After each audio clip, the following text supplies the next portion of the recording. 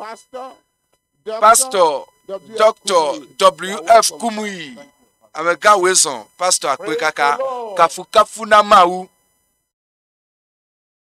Expecting something tonight. Ne le mokpom na de le fiesia. Ne le kwese. Bena ne jipo nu hua. Nu kata akode yetia le kwesia. Me be ne kwesia. Fika ne lu. Egbona na o. Fofo le Yesu penkome. We honor you. Mie de pupunchio. Mie ko onkonti. Eye mie do de tipobobo. Ye mie nye. Bena le afia egbea. Na tro wo yayira akode mia dometo de sia de ti le Yesu penkome. In our heart, Le miape diome. in our soul, Le miape lupome. our body, Le miape nutilame.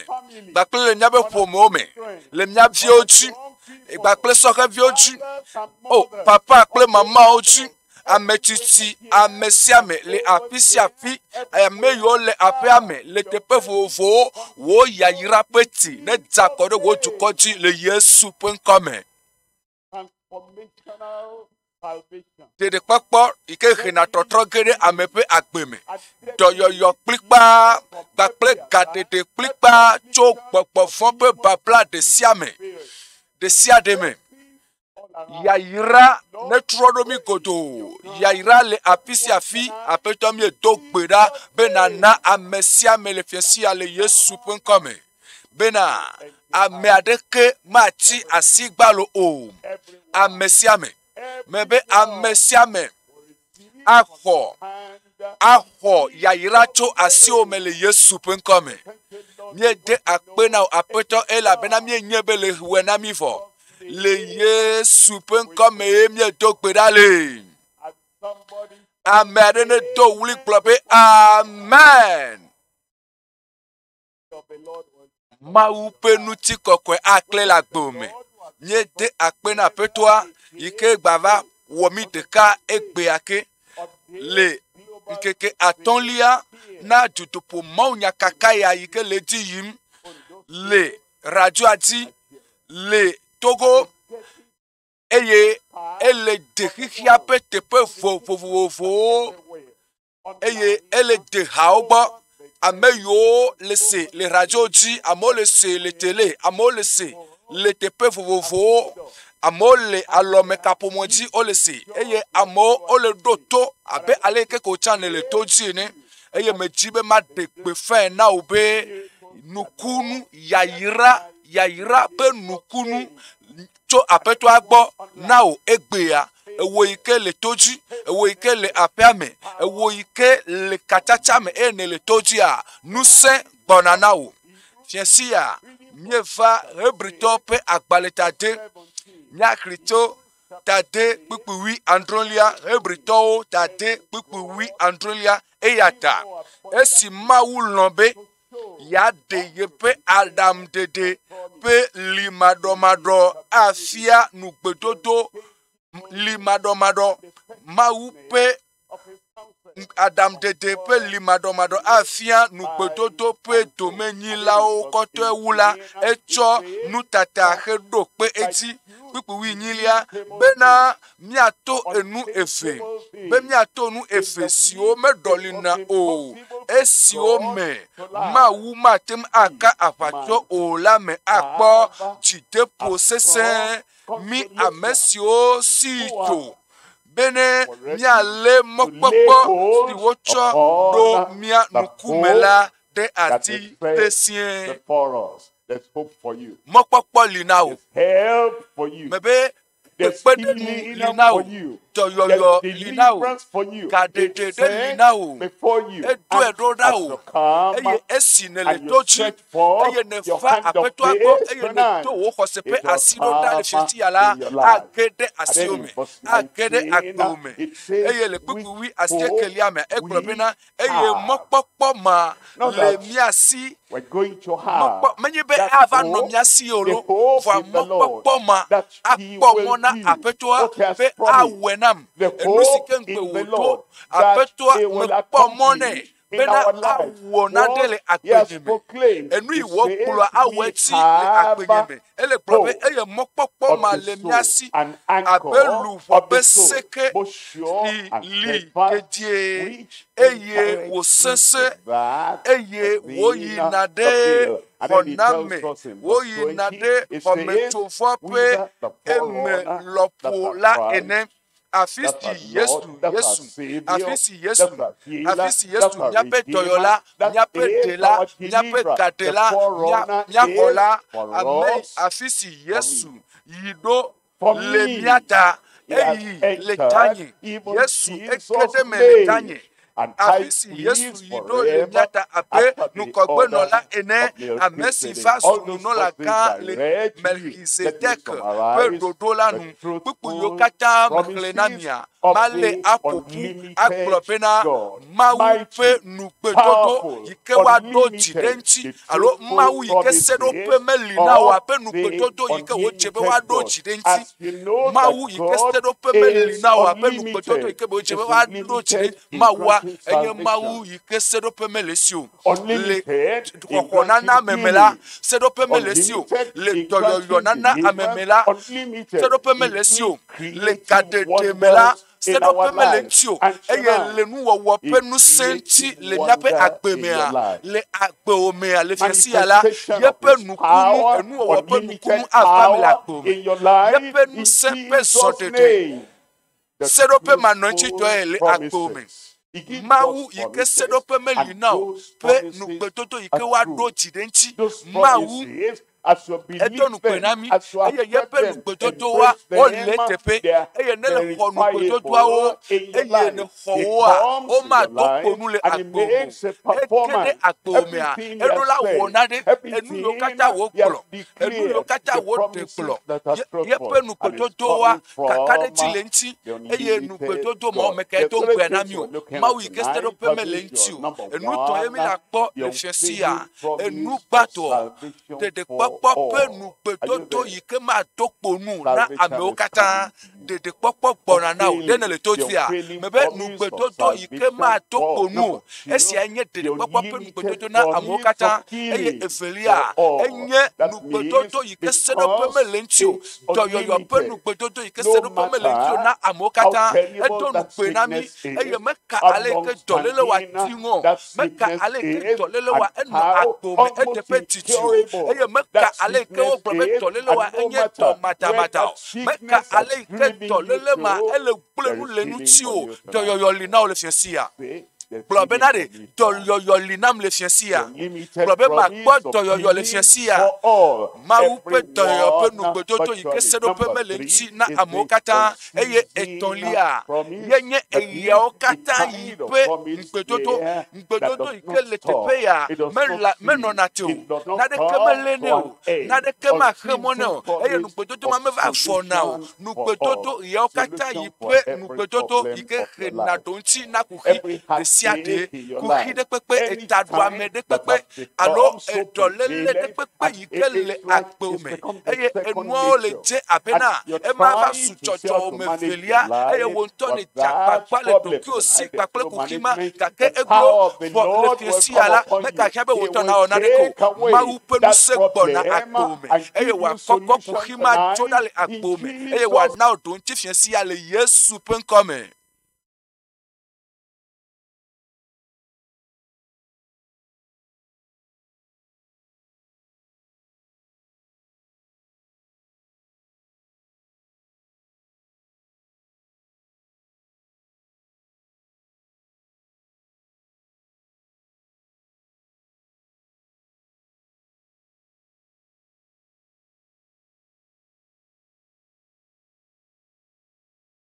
for all. Look at number one. Mina Number miakpɔ one enugbatɔ is the unfailing akpagbãtɔa promise yenye of nugbedodo mage tso mawu yi ke seɖoƒe meli na o la gbɔ.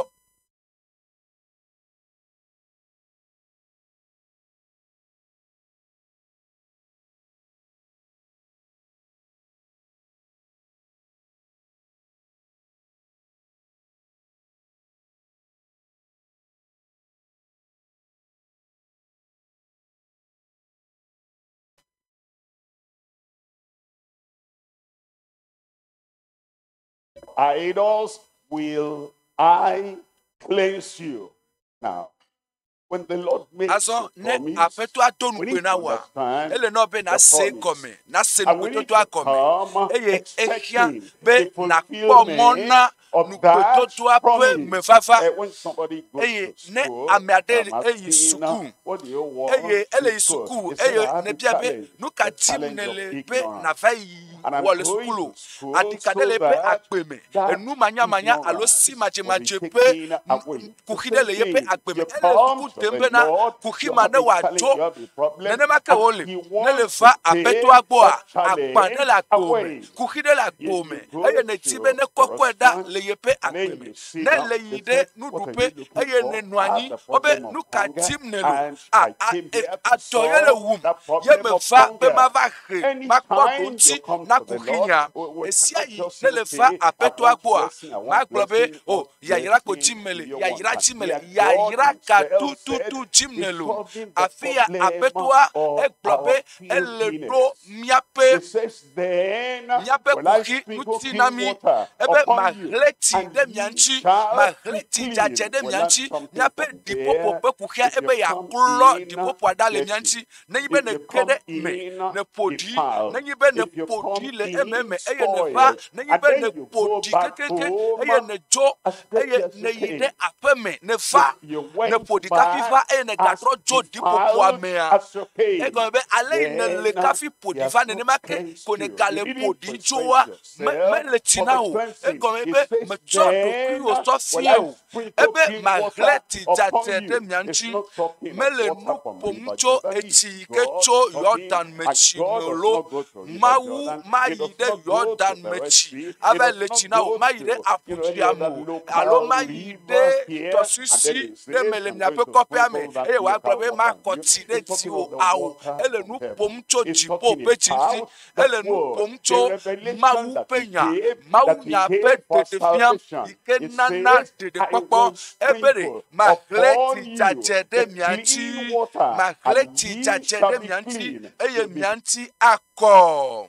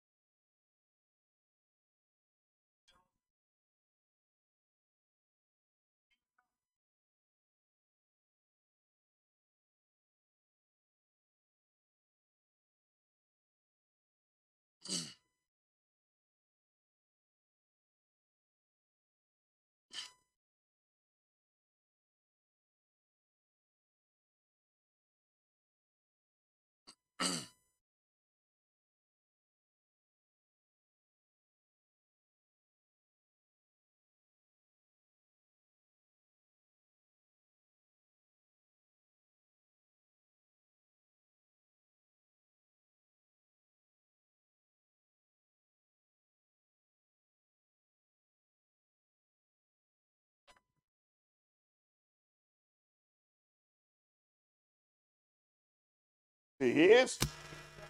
action. In that situation, there is no way you Nenye can get to soleme heaven. kela The ne podi le soleme pe akpaji soleme pe subo ne podi eye fon bubu make eleme o kake apeto ale globena le nonome mame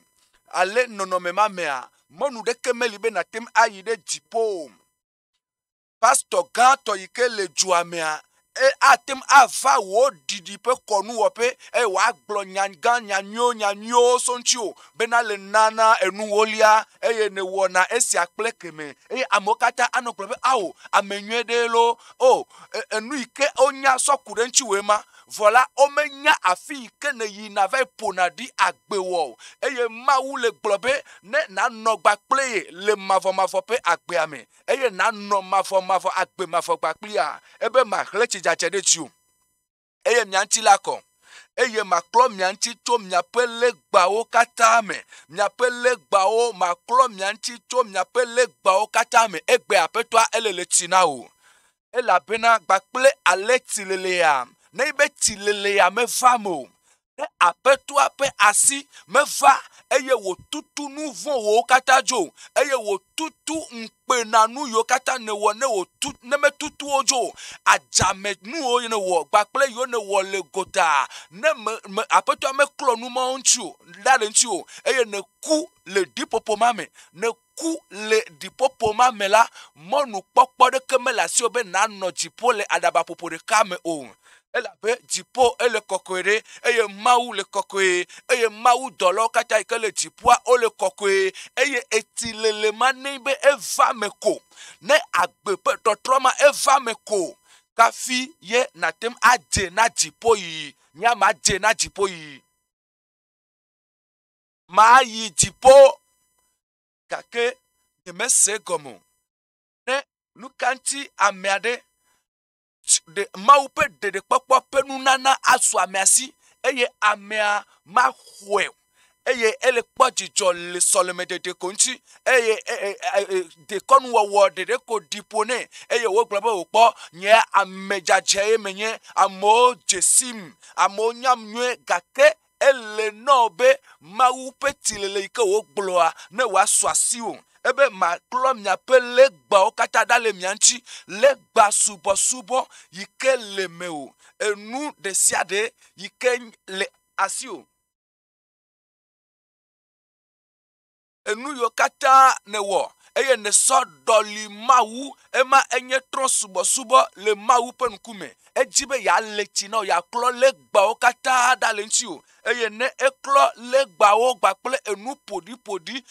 tron mo ne klo dale nu chiwa na chaka gba pli apetwa anye bena le eme de kape komenele de popo anye to amen apetola nto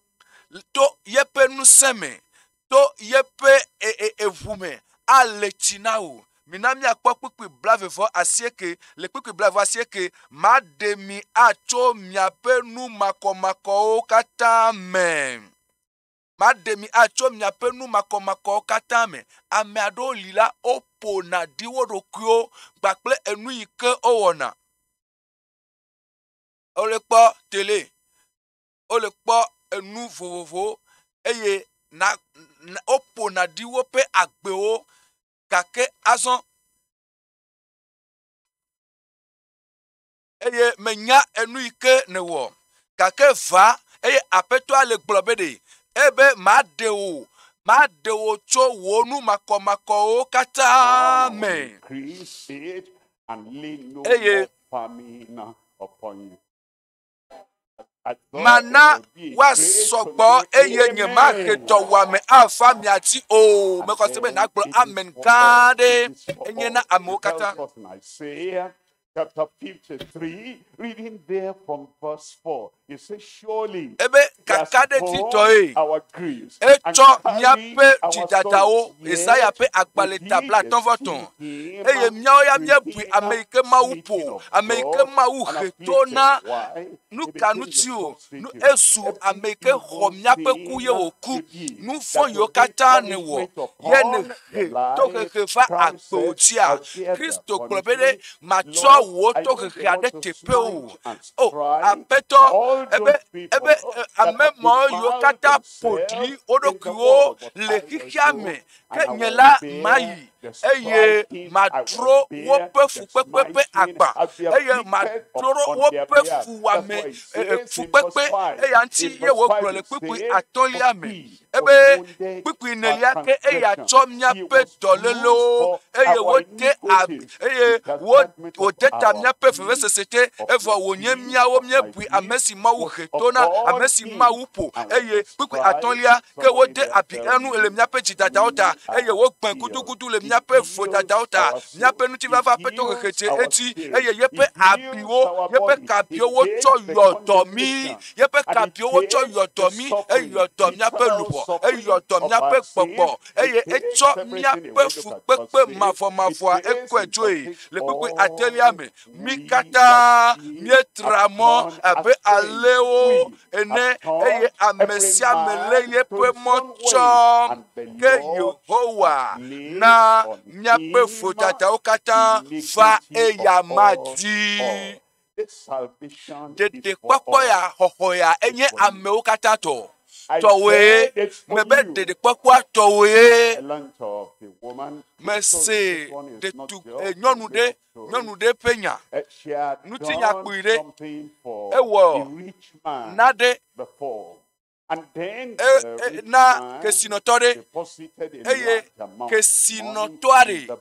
eso ega home gade so be daro gajira do pe na nyonu ya certificate eye agbale ike do peji be na ega home ma nye nyonu ya to a wo so wo mafia sone egaya ele kajiradopea atem anu agbe jijo popoto e na yepe agbeme keke okata kake wo mafia echo wo mafia sove dado afide apiame menya wo mafia pe asikoko o eye went to visit her because she was a amedeva srepo elabena enye wope church meto eye ele ebe ekpo wo mafia ebe wo mafika ebe o wo mafima many years ago wo manyo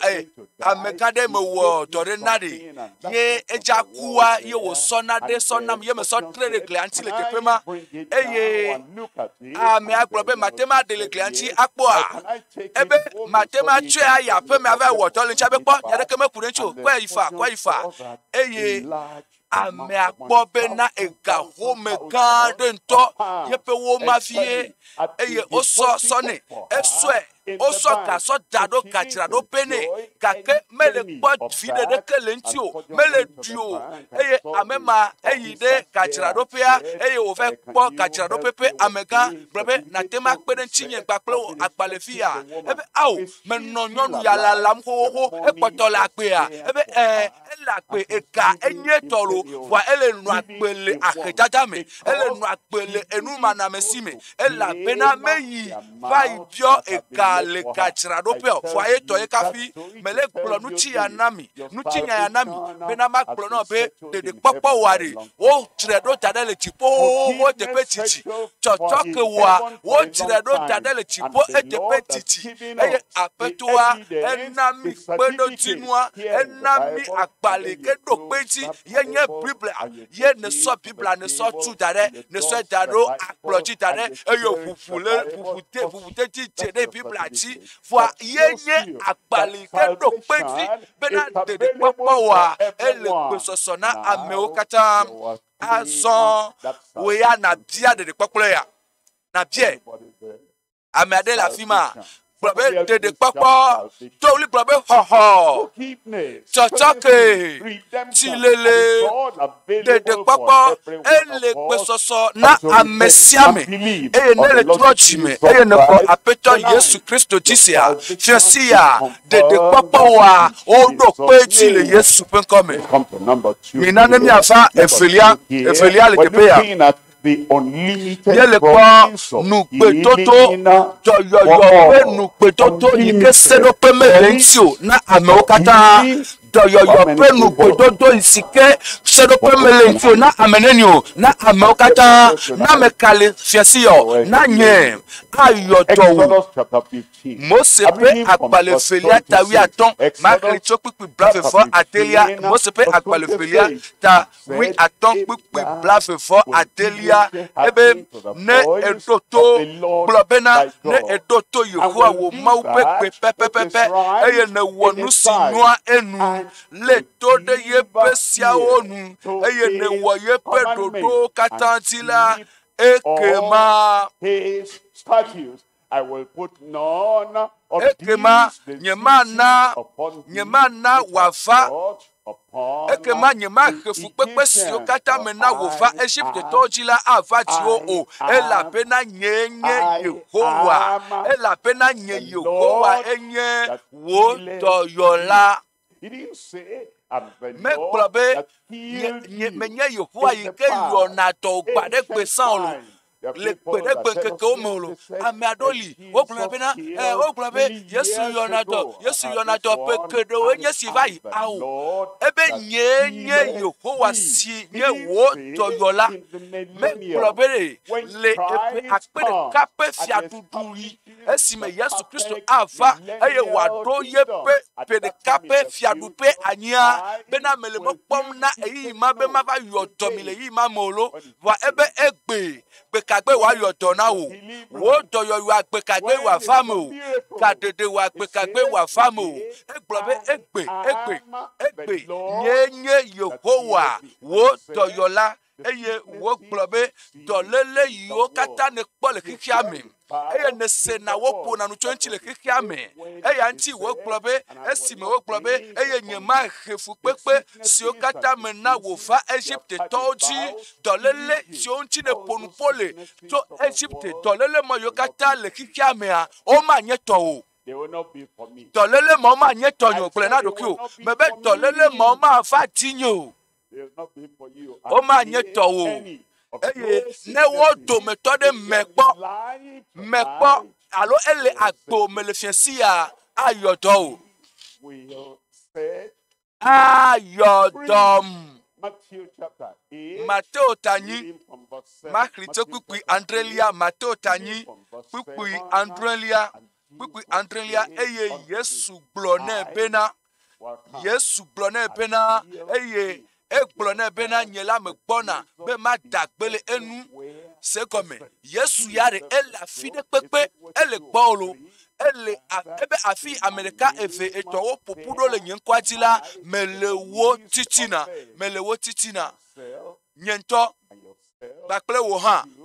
eva mi ame eve ne ganye ame eve ma koe mi ame eve ye koe vɔ fifia mi sɔgbɔ enye ewo ame ɖe le afi ɖe ame ɖe tse le afi ɖa ye mi wɔ ɖeka ye mi eyɔ yeƒe ŋkɔa ayɔ dɔ o eya ŋuti egblɔ be megbɔna nye la megbɔna be mada gbe le enu mina miakpɔ kpukpuwi adelia le kpukpuwi adelia me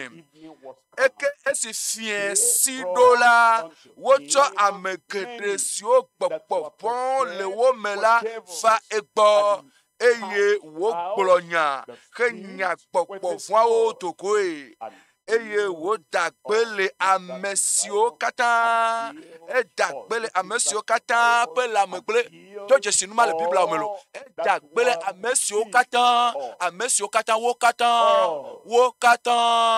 gblɔ be wo katã ne wo tsã ne le wo katã domea zi ɖeka ne ame yiwo ne le ɖe ɖokuiwo ɖa le eme ameganye wo katã o ɖe va wo katã dɔnɔ ɖe kpekpe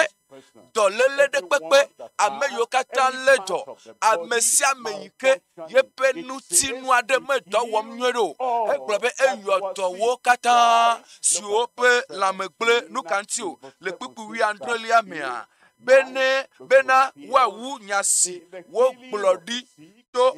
yeƒe doyoyo na donode e fana mele nyaglodi yike wo gbloto ye pe nyaglodi la otie menye pe e yo na do ame e la pena ne wo na de alo ne vai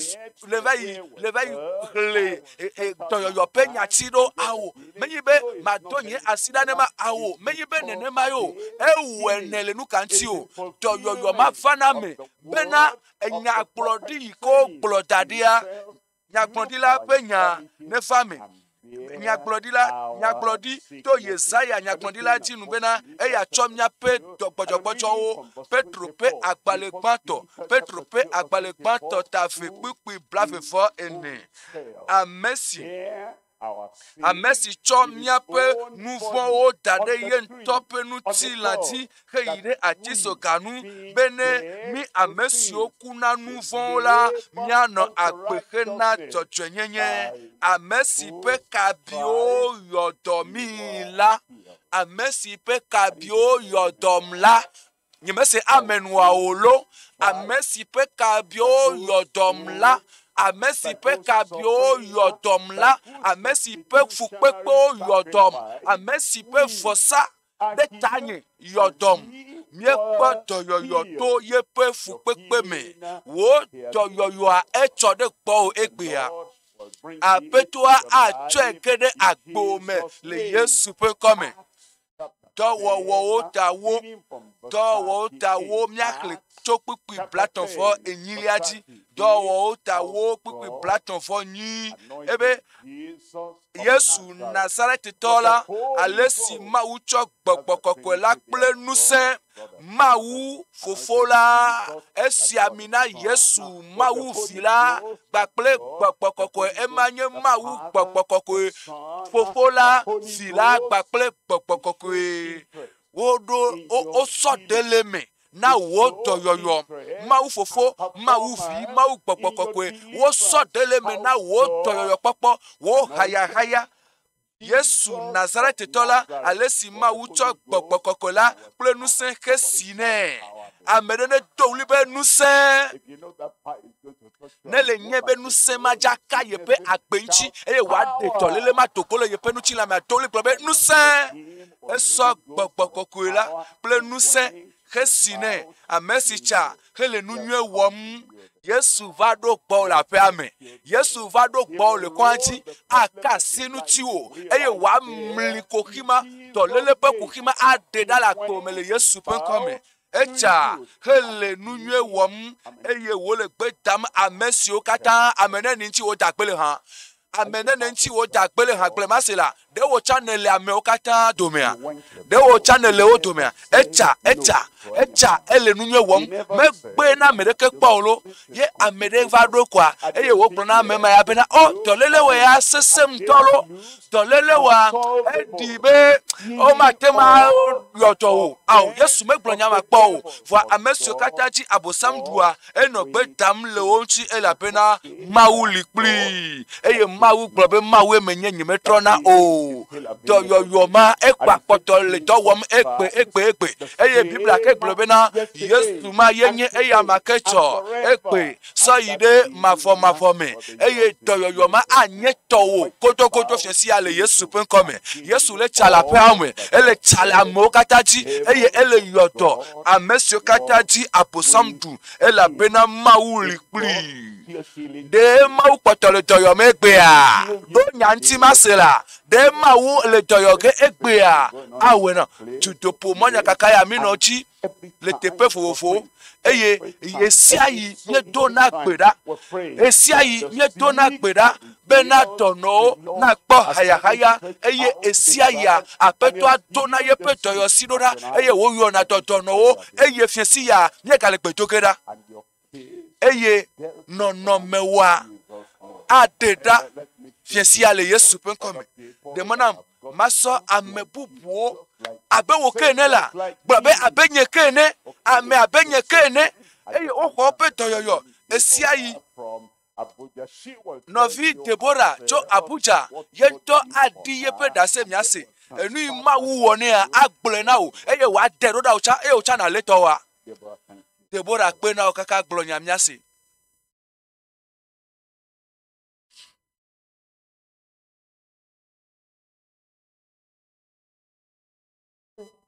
lives that have been touched through your global crusade. Mawu I was kasi yepe diagnosed of agbeti le ovarian cyst, judopo monya kakame. the beginning of June, and I Jimu was adelia having pe excruciating pains. It komejetia was so ye no severe, and I've festem been le having this angome pain for the past eye 4 years. My pene name is somenye Edita siavai Leo. Deborah ye is my ye no daughter. We fefe have been asem going to enua hospital ele do and she peji has been bena experiencing yo this for no 4 years. chatam le konji from epene hospital som and while she's in school, eye it yo has always ne been, yisukua it o has fefe been seste pain koe also. fefe So I seste attended eye this ye global kpo crusade kome by natural le deliverance, judopo monya and kakaya me Daddy yikenye was showing us kadede so many amlimato eye testimonies of mawu people pe who were ame free, a pastor testimonies eno that da were even sedim greater, nami problems that were even so ame greater than fofo mine. yiko And I mawu yoto believe na that it eye wo was po me ku so because he pe said wu I yeto was kake blessed. ya I ye kwese believed be na it. mawu I le got to it. kenai ela be On na ye ko mawu Tuesday, tisi I le got it brother pe perfectly. ya When ye we ko to went for yo the scan plipo again, esime the doctors yo yi de said it kontire was, dokita they o cannot o believe it. globe dokita le It globe was na ri beyond what yo menya we le told them kenua that, enua va mero yo menya yo mo kwesiu we told them it was ovarian cyst, but when they checked, they said that was there was nothing in it. So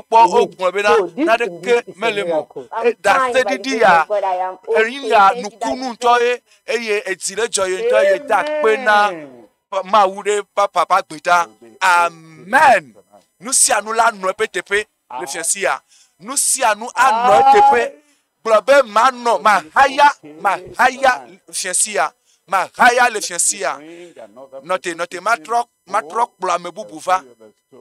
yecha ye nto adi ye pe dase eye nase dase yo kata semnele to yo gadede pe dase didia ola tide ti la pome amen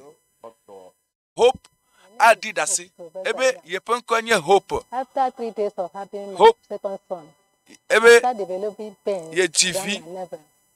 efelia It was so severe. ye emegbea Number of ye days. se na fefe Daily pain le come my angome nebe I was so fefe se se ma tormented. efa ejire I was trying to se na looking for a fefe way out, but my God ye le was faithful favi to stand by ye me. fanavi bena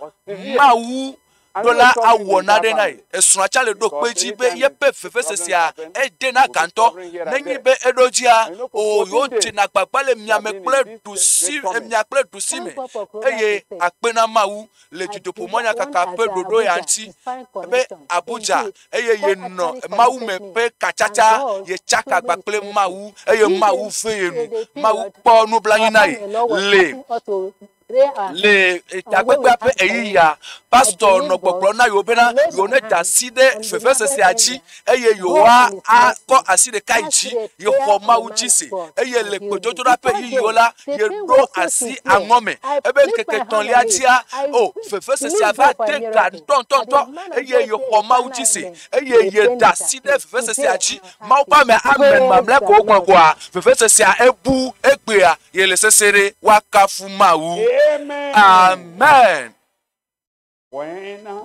Ne man of God esi me maupa me aglo amen mamlea amen petia ko maupa me aglo kwa nusi anu wenu nu okatala wenu as we pray, eye fiesi ya our mention esi mi atogbera nu koma mi la yo Yesu penkoa nkoma ma atokpo nu gbere o eye ne me yo avo ma akrobe amen ye wo cha na akrobe amen eye tolo cha ado peji be amen eye chipo kata akrobe amen anyigbaji akrobe amen enuma erolato because we are told elabe wo glonami ale ye ma usiami na Yesu Kristo was the Holy gbakple Ghost and with power. kokoko gbakple nu se Yesu ma echa ele nunye wom eye ekpoto le nunye wom ekpoto le doyom amesio kataji abosamdu elabena mawu li pli eye mawu poto li gbakli eye yepenko mebunu se ikeleme o enu tonlia ason enu tonlia mieva nugbe eya okata yipe nugbe dodo hena tonchina ame okata domahi woku hia menyi be dolele o vo enye kakade le tio eye wonye agbagande le tio eye nele ti tonchi meka nuko yike oyo na kuhiwo donchi vado egbea ndodo vado na o egbea le wo pomea me ndodo fa eye le wo ganyawo mea ndodo fa le wo do yike ne wona mea ndodo fa le wo astinu towo me enu yo kata kokude nti wa donti va do fiesi ya le Yesu penkome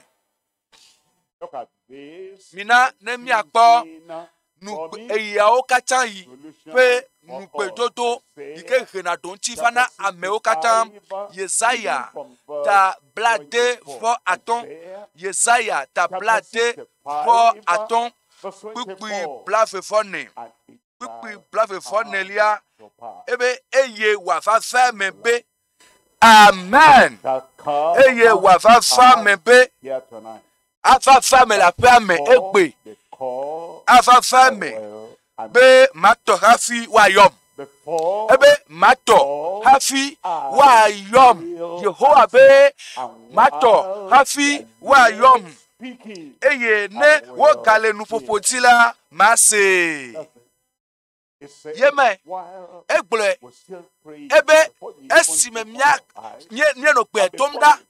kafi nya ba be petotoda kuenu ye mia so petotoda ebe esime wo potole nu popotire nyela mase eye ema enye enu nupetoto eyo kata yipe nupetoto na mesiame Matteo tandre pipi andrelia Matteo tandre pipi andrelia mibia eye wanami no exception. Everyone America metolemo ebe mibia o mechi America lemo ebe mibia eye wanami miti eye yakpo mi popoa eye wa fui na mi amen toya will he solve your problem? de wa do oku kyanti fiasi ya nyantonto la glo nyantonto masela de Yesu ado wo pototo dan ti fiasi ya pipi enyilia egbole pipi wi enyilia me ela pena amesia mesi bia nula ehoanu eye amesi ti anula ekpo anu eye amesi poa vola wo fui nene amen la gome Confirmation in your life. chipo ne do peji la gome Whatever the problem bena is, lekeke anye kuhi kele agbotia tonight to the achonu dodo afa na kuhima le Yesu penkome verse minami akpa kukuwi de kelia azon nemi amesi onye amefon diola jojo memewo how to give nyenya nunwi nana miafiola how de miafofo readily, de miafofo de miafofo sile jipola how much Ple- more de miafofo shall your Father sile jipola listen, mana nunyo amesi obiene la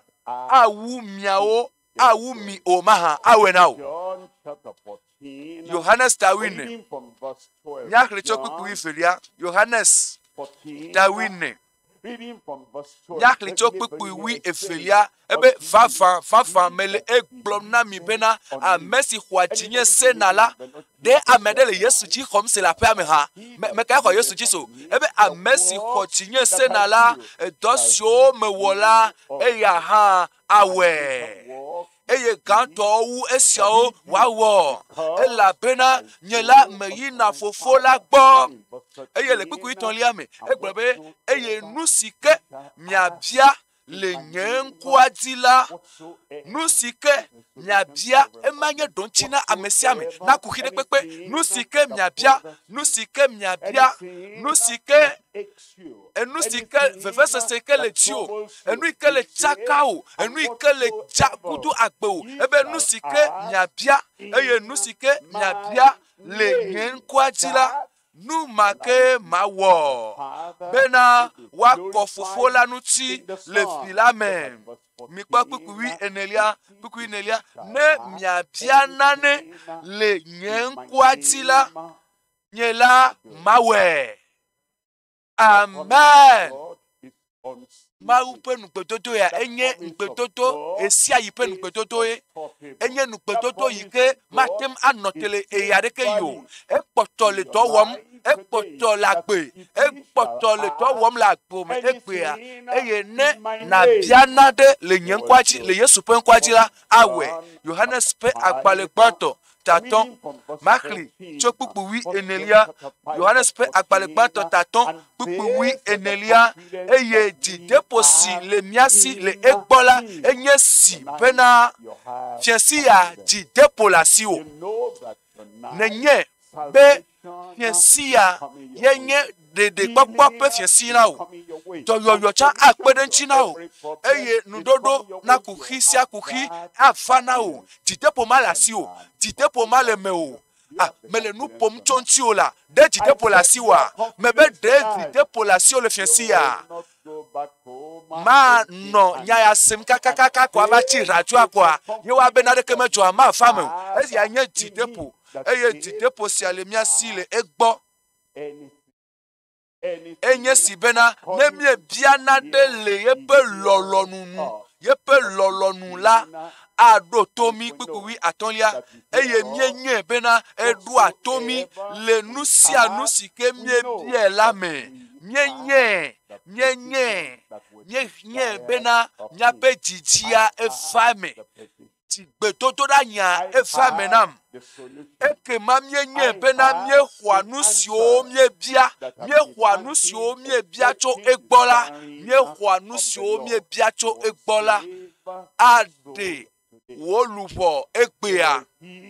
ayɔdɔ wo dɔlélewo katã egbea eye atsɔ nuɖoɖo va na wo agbe ƒe kuxi sia kuxi fiasia le Yesu ƒe ŋkɔ me esɔgbe awɔe fifi ele wɔ ge fifi la ame aɖe sɔgbe le afi ma awɔe na wo kokokoko meka ɖe dzi ŋutɔ le fiasi ya bena ase wo gbedodoɖa bɔbɔ ta eye na mia nuku edi be yaɖe o edi be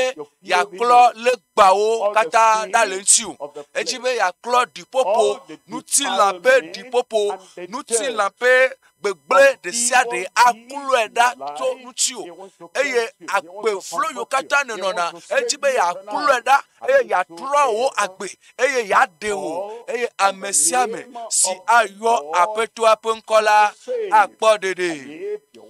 eye ne nele dzi etsilelea se gɔme lo etsilele ma ne meva me na woa mate ma yi dziƒo o dziƒoƒo aɖeke ayilele aɖeke ma yi dziƒo le Mawu nusɔ katã toa gbɔ o eye ne dzi be yayi dziƒo ne dzi be ne le tsi na ye ne dzi be ne trɔ nuwo katã le yeƒe agbe me eye ne gblɔ be azɔ eye azɔ wòagblɔ be mele tsi na o metsɔe ke o dzoyi le kɔkɔe nyenye me afi sia afi ke ne le enele di tsilelea nakɔ wo asi dzi eye nagblɔ be aƒetɔ medzi be tsilelea ne va me le agbenye me wo ŋutɔ wo Mawu ŋutɔ wɔe nam le agbenye me kɔ asi dzi egbɔna awɔe nɔ pipi la eye aɖe fɔbubua aɖe dzo eye ɖiƒoƒo ma ƒe fɔbubua aɖe ɖa le me o ɖiƒoƒo ma ƒe fɔbubu agbe ƒoɖiƒoɖi ma awu ƒoɖiƒoɖi ma nu vɔ ƒe awu ƒoɖiƒoɖi ma aɖe ɖa le ŋuti o kɔ asi wo yi dzi eye ne le kɔ asi yi dzia medza do gbe ɖa le tawoe eye ata tsitre ne le tsitrea nakɔ asi yi dzi ewo yi ke le radioa gbɔ ne le se ewo yi ke le radioa gbɔ ne le se ŋkɔ nye ewo yi ke le kɔa dzi ewo yi ke le se miaƒe ŋkɔ mi le tsɔtsi kpa me ya afi ka me mi lo mi le fiasea me ya mi le ʋua me ya nakɔ asi yi dzi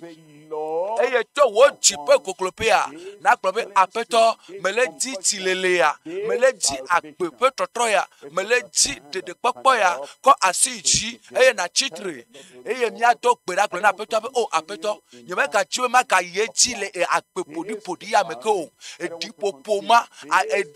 ma nyemegadzi be magayi edzi ke o nyemegadzi be maganɔ agbe le agbenɔnɔ ma me ke o agbeflo ma nyemegadzi be maganɔ ke o eye aƒetɔ me va gbɔ o lele do gbe ɖa gblɔ be aƒetɔ me va gbɔ o le tsi nam eye natu kam tso nye nu vɔ̃wo katã si me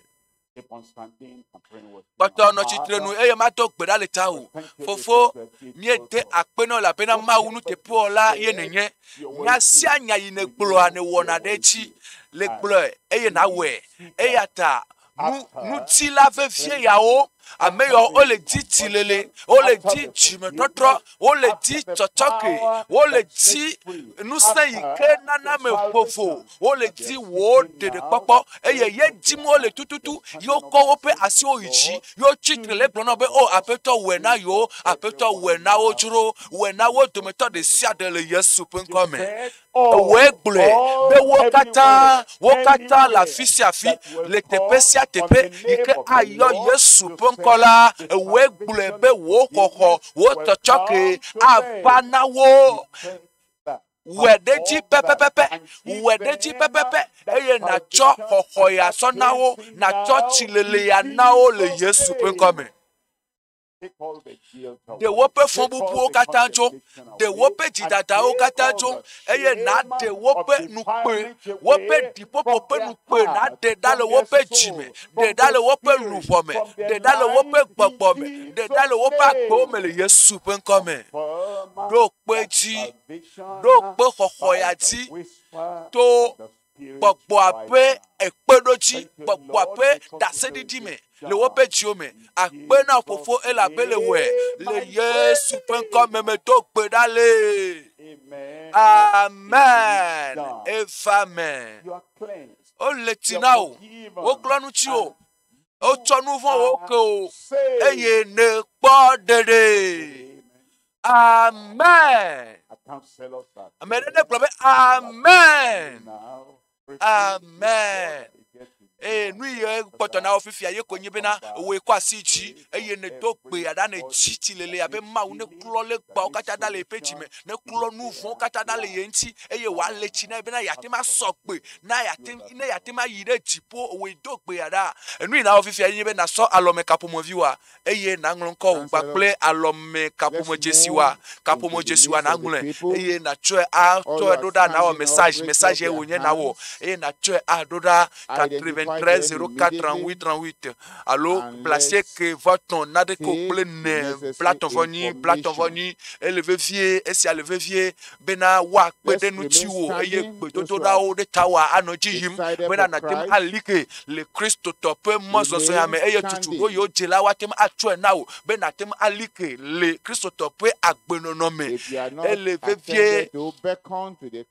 ele ko asiji, eye ne cho agbona Yesu, eye ne me bena apeto antone cho yepe asi ne wa lechi na wa klo yepe dipopo kata dale yenchi esi anye afode de nweto yike ne wo e anye nyamechocho fafato nyamechocho vevie to wula gbe ya me yema ne wo e yata na cho wo alome kapomoa eye na nglonko wo gbakple ko imenele gbakple kapomo jesiwa na ngle aso message aso doda e blase ke voto na de ko plene blaton voni eye maupe ame ado gbedale tawo maupe amesiamina o aji opo iwa perenchi o le go vovovo me bena na tem achi le mauvi nyenye pe azonliame e ya le vevie nto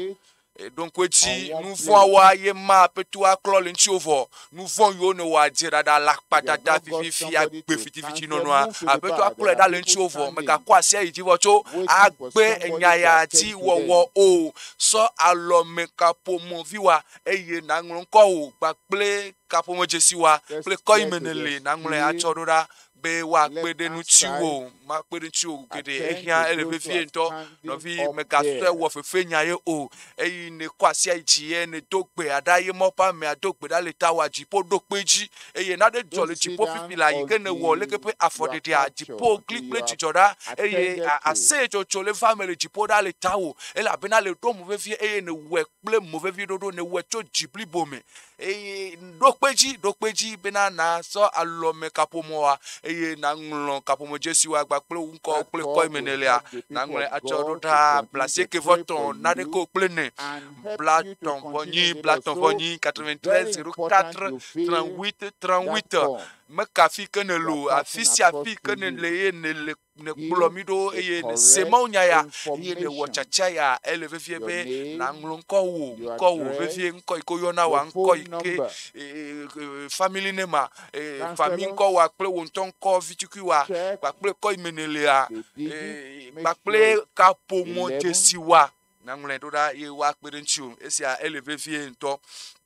eye wo ike le toji ye we a ne gre ma pe pour me vo ne le ma pe pour me vo le nye ma u vivo eye ne fifi la nui na wo fifi anyi be na gede gbedodora me eye na no yo ma u vevie na no jipo yom vevie ye be jipo ne srai po ma pe nu gbedodo ame o kata to elo amerike me tolemo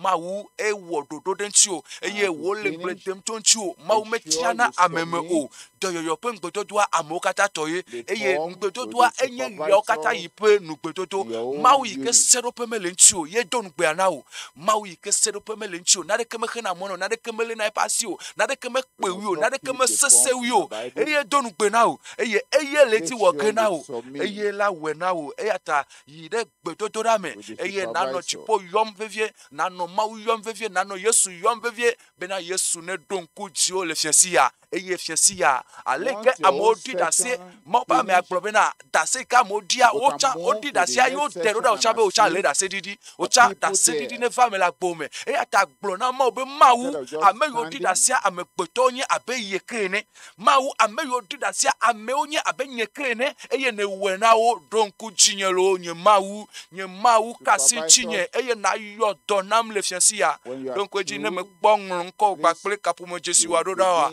elevevie pe na we me ka nlepo me ka so wo fefe nya yo me ka so wo hasenya yo twevevie eye na so alo me kapomo wa eye na ngun ko gba pele phone number wa akapomo Jesu wa na ngure aso do da message na we adoda 93 04 38 38 allo placer que voton na de ko plene blaton voni ne le wevoa gele gbedodo ra me ya yira alozo efe lenti gbato aye mane ho ye nye dede popo ye le vevie wu va yi kene poto le agbela nyigba aja matema kpo dede anye dono dare o mawu ayodo yesu ayodo ade tolele madala gbo me ela bena ekpo nu sen de tolele ji Bible aglobe echa ele wonu nue eye ameyo kataji abosandua ele nawo fofo ele de gawo eyata gede gbedodo ra me be yesu va to ncha gbonye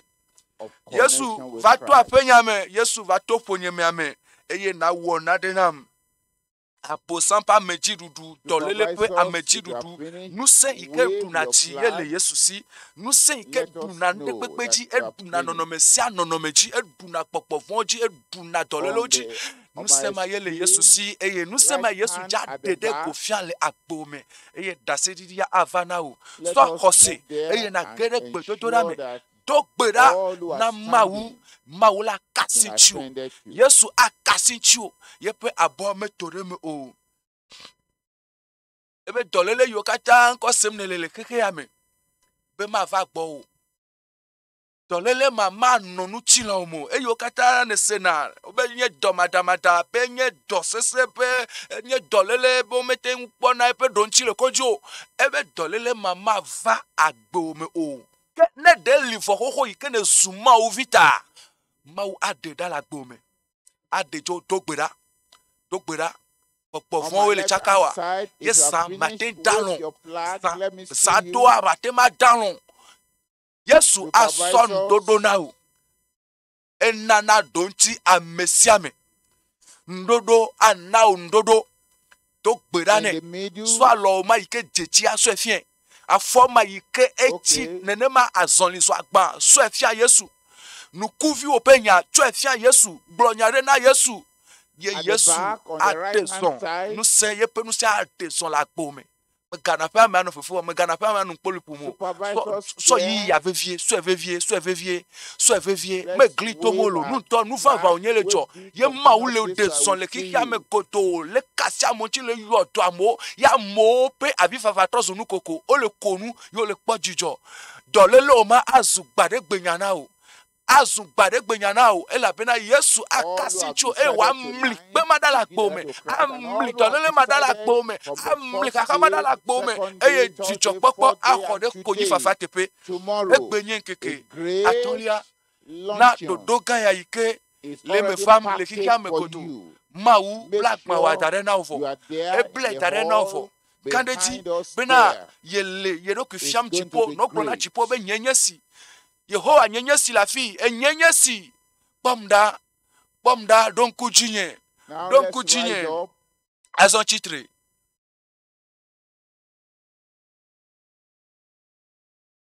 Our friends online no who gbedodo are dati connecting with no Christ, gbedodo please, dati on the no social gbedodo media, let's dati fill the amole forms, don da kutri kuku tonto and then the amole WhatsApp don da phone kutri kuku numbers, tonto you can ole to text gbeda pe your kutri kuku information ole to dom him. dako ole dom dako be ma u Please, pomda let's rise Yehowa up. don kujinye chitre ta fla che nya chitre nya pa foji Praise the Lord. kafu na ma u You remember that Don't quit Isaiah chapter Yesaya 65, ta blaton verse voton a 24.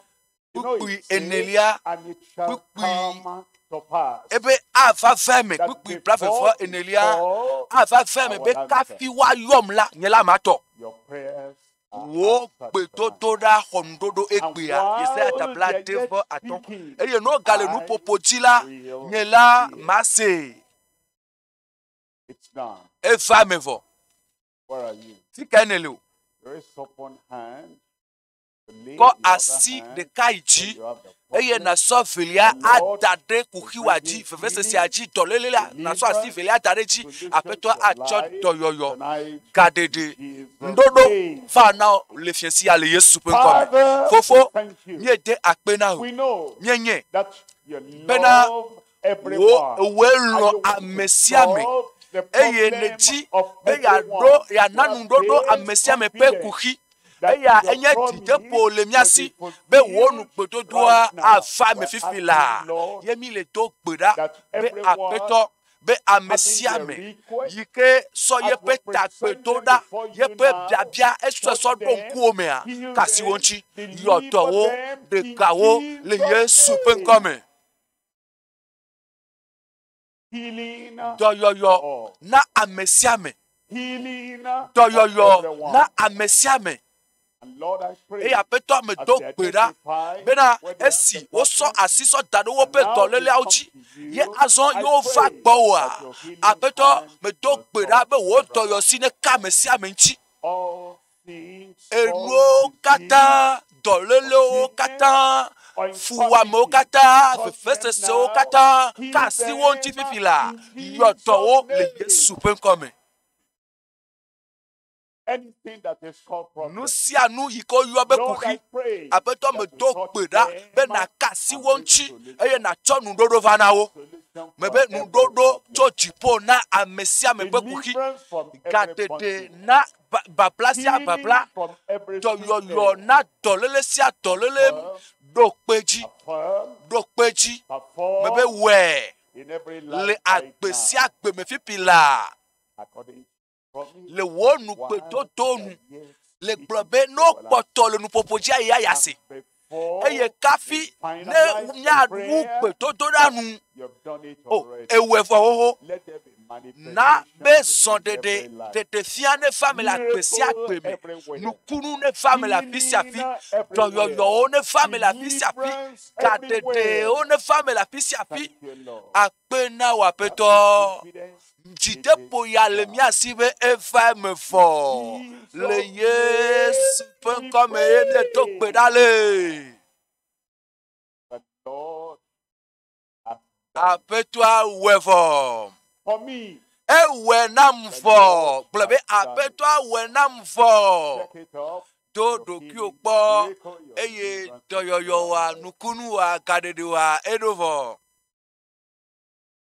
Keep on clapping. ewe nam Keep on fo clapping. apeto awe Keep on nam fo clapping because the miracle is there already. Keep on pasikpe clapping. potona Keep sikpe on pom clapping. potona sikpe pom Everywhere ela bena miracle. nukunu afame fo On the la left, fisi afi miracle. nukunu On afame the fo right, la miracle. peame In the le middle, at the kwame back, kwakame everywhere. Keep asaji on clapping. le afisi afi le Keep on kwanji clapping. la fisi afi Keep on nukunu afame clapping. fo potona sikpe pom As you are potona clapping, sikpe check your body. popoji na sikpe pom Check na your nodoke body. otonkpo nodoke miracle is otonkpo there already. na sikpe pom The ela power of bena God has nukunu touched you avadovo already. mawu ponu Counselor, se don't leave the ekanu people. ti Just stay ofo there.